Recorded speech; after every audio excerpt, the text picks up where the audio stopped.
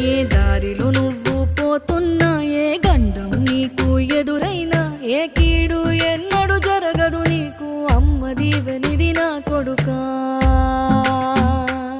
ఈ దిక్కులు నీతో కదిలేను, ఆ చుక్కలి దిష్టి తీసేను, ఏ గాలి ధూళి సోకదు నిన్ను, అమ్మ దీవెనిది నా కొడుకా.